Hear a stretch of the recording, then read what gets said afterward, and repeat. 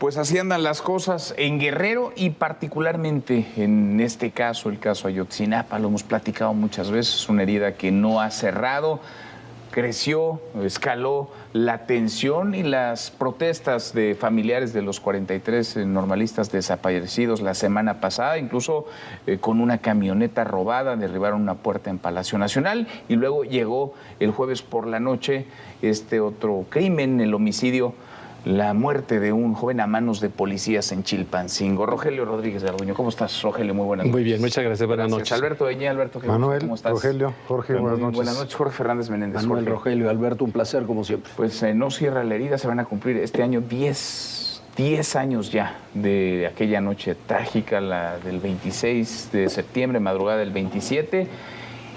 Y no parece haber versión que convenza a los familiares y el presidente está pues atorado en este tema que él mismo empujó durante mucho tiempo. El presidente entró en una trampa, lo platicábamos la semana pasada, el que él mismo se colocó, ¿no? Desde el momento que se comenzó a definir que era necesariamente un crimen de Estado y que había involucramientos políticos extraños de altas esferas.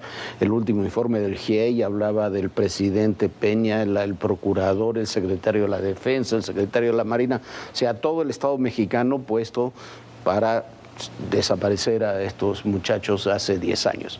Desde el momento que se hizo eso y que la investigación de Gómez Trejo y de Alejandro Encinas fue tan catastrófica como dejar en libertad a los sicarios, a los asesinos materiales, para convertirlos en testigos protegidos, para detener militares y al procurador Murillo Karam, la investigación quedaba atrapada porque no hay pruebas para demostrar eso.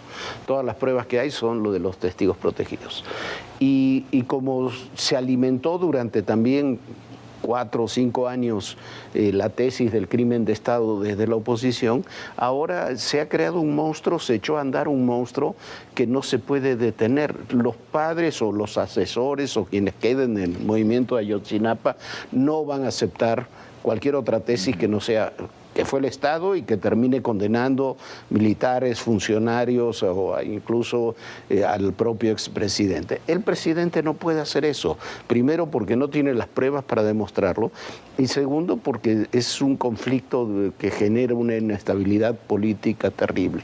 Y hechos como los que se vivieron el miércoles primero en Palacio Nacional y el jueves pasado con la muerte de este joven de 23 años, Jackie, era su nombre, lo único que hacen es alimentar el conflicto. Y yo no veo salida posible al conflicto.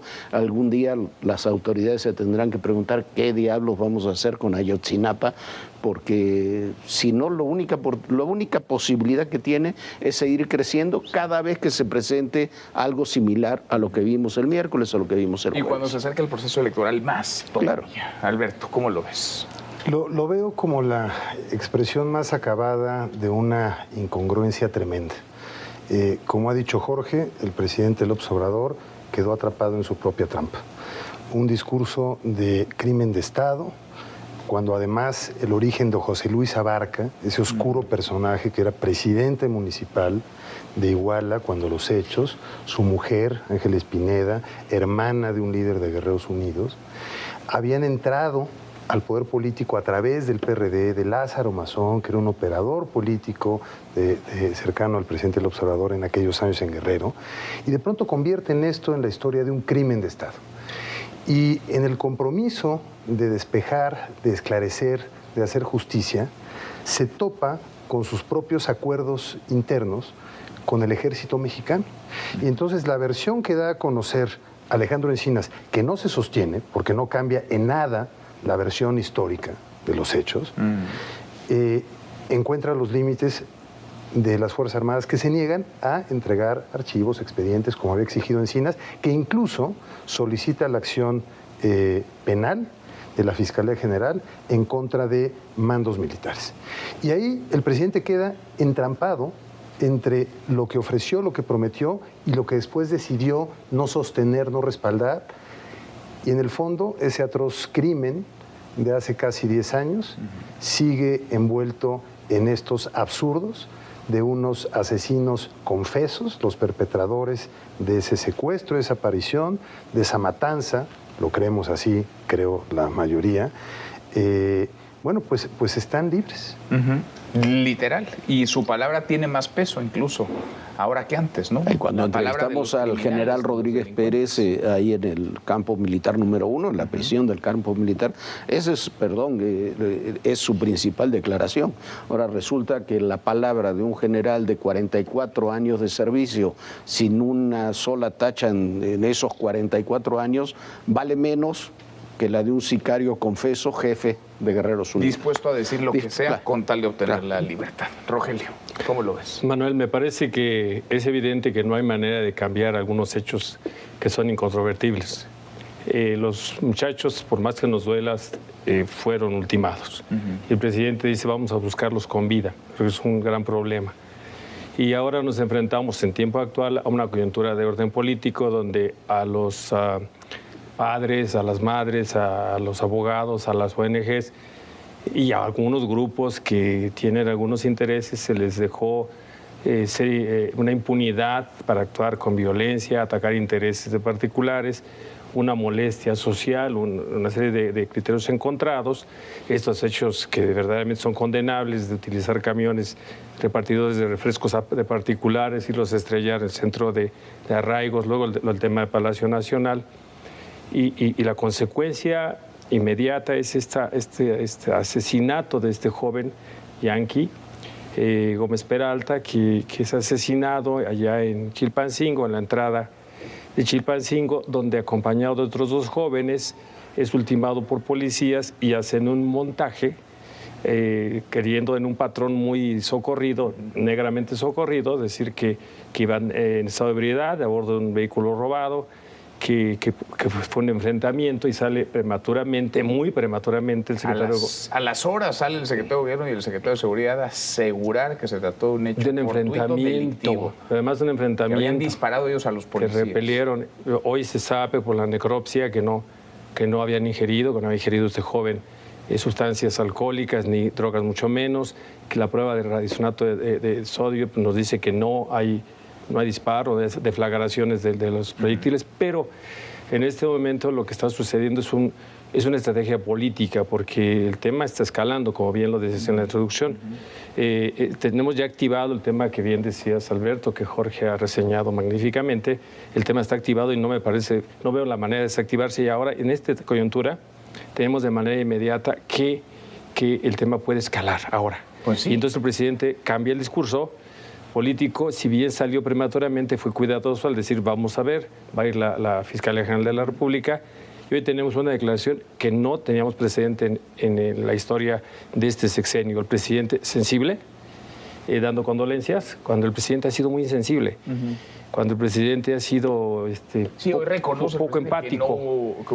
Que no hubo un enfrentamiento. Ahora, hay un diálogo, digamos, forzado por los padres de los 43, para el caso, digamos, Ayotzinapa. Hay un diálogo después del tema de Palacio Nacional, esta protesta que derivó en que se tirara una puerta, y los vimos días antes en el Senado, en la Cancillería, en Gobernación, cometiendo todo tipo de actos vandálicos y de delitos, pero el presidente les ofrece diálogo a los padres. Dice, yo no quiero aquí representantes ni abogados, y los padres aparecen al otro día a decir, pues sin nuestro abogado, sin Vidulfo Rosales, nosotros no vamos a ir a dialogar. No hay fecha, por cierto, para el diálogo. No, pero ahí lo que tienes, Manuel, tienes varios temas. En última instancia, lo que se tiene que hacer valer aquí es la justicia. Lo que hay aquí es una cadena de impunidades y de procedimientos que no son legales. Lo que ocurrió con los jóvenes hace 10 años es obviamente un acto brutal, pero es un acto tan brutal como hemos visto centenares, no estoy exagerando, centenares de casos en los últimos 10 años, incluyendo la incineración de los cuerpos. Lo decíamos, no es diferente, es diferente en proporción, en número, pero no es muy diferente lo que ocurrió a los chavos del Lago de Moreno, o con unos chavos de Zacatecas, o con otros chavos de Jalisco hace algunas semanas. Pero Después de eso tienes ahí una enorme cantidad de ilegalidades que con la investigación se fortalecen porque los asesinos materiales quedan en libertad. Después tienes los actos que han cometido los jóvenes de Ayotzinapa, porque yo no sé si son jóvenes o no de Ayotzinapa porque están con el rostro tapado. Alguien deberá, el CNI deberá saber quiénes son después de tantos años. Ellos dicen ser familiares de los 40. Familiares yo creo que quedan muy poquitos, que ese también es otro de los temas. Pero, y queda eso. Tienes otras ilegalidades. A ver qué pasó con este joven. Sale el secretario de Gobierno y el secretario de Seguridad inmediatamente a decir que hubo un enfrentamiento. Bueno, hubo un enfrentamiento o no. El presidente le ordena, trae el caso a la Fiscalía General de la República, se adelanta a decir que son inocentes. Bueno, esperemos, yo creo que son inocentes y yo creo que fue fabricado, pero para eso está la Fiscalía General de la República, que den un dictamen. Todo es política e ideología. La que desaparece en todo esto es la justicia, y la que se impone es la impunidad. Todos estos hechos terminan quedando impunes, porque con la investigación lo que queda impune es Ayotzinapa. Los actos que cometen los jóvenes de Ayotzinapa quedan impunes. El ataque a Palacio, como antes a innumerables oficinas públicas, quedan impunes. El asesinato de este joven va a quedar impune también. Quizás van a quedar 2 policías o 3 en la cárcel, pero nadie más se va a hacer responsable de eso. Entonces, me parece que es una cadena de impunidades, y lo que pasa con las cadenas de impunidades es que se va alimentando cada vez más, y cada vez lo que menos hay es credibilidad en las instituciones y en la justicia. Seguir entonces en un caso como estos, estas características, esta descomposición. Claro, es que en esta escalada a la que hacen referencia ocurre que todo tiene como punto de origen Guerrero. Y entonces el caso Ayotzinapa ahí surgió, y hoy el crimen de este joven, el jueves pasado por la noche, es a manos de la policía del estado de Guerrero. Digamos que las leyes universales sobre hilos y tejidos dicen lo mismo. El hilo siempre se rompe por lo más delgado. Y aquí al presidente se le rompió el hilo en un estado en donde respaldó a la familia Salgado, a Salgado Macedonio, a su hija, para gobernar una entidad especialmente conflictiva, pobre, violenta, fuera de control en términos territoriales, a manos del crimen organizado, con la alcaldesa de Chilpancingo teniendo vínculos, diálogo con el líder de uno de estos grupos, de los tlacos, la iglesia teniendo que intervenir para tratar de mediar y que dejen a la gente vivir en paz. Entonces, lo que se está generando en esa entidad, si sumamos a Ayotzinapa con el desgobierno de Guerrero, es francamente un cóctel inquietante en este cierre de sexenio, en el marco de un proceso electoral, donde además los finales de sexenio en México, no en todos los casos, pero en muchos, suelen concentrar conflictos, el estallido de tensiones, que son la expresión de muchos agravios, impunidades, omisiones, errores acumulados. Y luego hay autoridades premiadas, ¿no? Increíblemente premiadas. Está el caso de Avelina López, la alcaldesa en Acapulco, que con lo que hay en Acapulco, vaya, no hay que ser un erudito, un experto, ni siquiera adentrarse demasiado. Es muy evidente la descomposición, el desgobierno en el puerto. Pues va a ser premiada por su partido, por Morena, y buscará la reelección. Y ahí está Félix Salgado Macedonio también, que irá al Senado nuevamente como candidato de Morena, pese a que él dice no creer en la reelección, se va a reelegir o buscará reelegirse. En este contexto nos encontramos. El asunto es si esto tiene en algún momento un punto de salida, o vamos, como dice Alberto, en esta espiral creciente de descomposición. Bueno, evidentemente hasta ahora parece una tendencia de esa espiral creciente de descomposición, pero este caso particular está todavía por resolverse. Lo que dice Jorge es impunidad y adelantarse a juicios. Tratando de poner nosotros mesura en este análisis, es que debemos ver quiénes van a ser imputados, los 3 policías o sus mandos. ¿Había un operativo o no había un operativo? ¿Cuáles son las consignas? ¿Son abrazos realmente? ¿O hay balazos para la población y después se les siembra armas? Esta investigación nos tiene que llevar a que estén frente al juez de control y el juez de control diga quiénes son imputados, ¿quiénes más serán? Me parece a mí que es inevitable que cuando el secretario de Seguridad... Confiar, a ver, lo decía muy bien Jorge, ¿cómo confiar en la justicia cuando ya la verdad y la justicia ha quedado relegada, han quedado en segundo Lamentablemente ahora será la presión social. Creo que el tema, aunque hoy ha sido contenido, hay un aparente diálogo con la gobernadora Evelyn Salgado, los grupos estaban haciendo un paro allá en el Mirador del Marqués, estaban haciendo un bloqueo intermitente, aparentemente hay un diálogo, pero me parece que es tenso. Y me parece que en la medida que esta investigación no muestre quiénes irán, a mí me alcanzaría para vincular cuando menos o llamar a la investigación al secretario de Seguridad de Guerrero. Y si no es que al de Gobernación, ¿qué elementos tenía? ¿En qué declararon lo que declararon? Efectivamente, y es la muerte de este joven no puede quedar impune y el otro joven que se encuentra lesionado. ¿En qué medida este proceso puede ser una muestra para dar un cambio a esta impunidad que no podemos tolerar? Porque hoy es un patrón, lo que los policías hacen hoy es un patrón.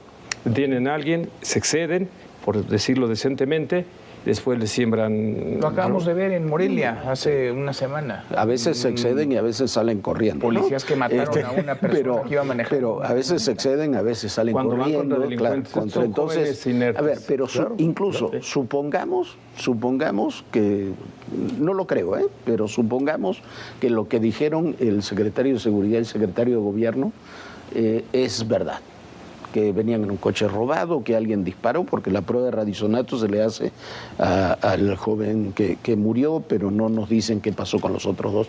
Pero supongamos por un momento que eso es verdad. ¿Quién lo va a creer? Claro, ya el presidente dijo que no fue así, entonces no lo va a creer nadie. Supongamos en qué nos vamos a basar para creer que hubo un asesinato. En pruebas periciales. Pero vamos al caso Ayotzinapa y las pruebas periciales demuestran lo que pasó, la investigación que hizo primero la Procuraduría, pero sobre todo la final que hizo la Comisión Nacional de Derechos Humanos, es contundente. Ahí sabemos perfectamente, hora por hora, minuto por minuto, qué pasó en Ayotzinapa. Lo que sucede es que no se lo cree, y cuando el tema es de fe y de creencias, es muy difícil aplicar la ley. Pruebas y de elementos. Qué cosa y qué caso. Gracias Jorge. Manuel, gracias. Gracias, Manuel, Rogelio. Hasta mañana. Pásale.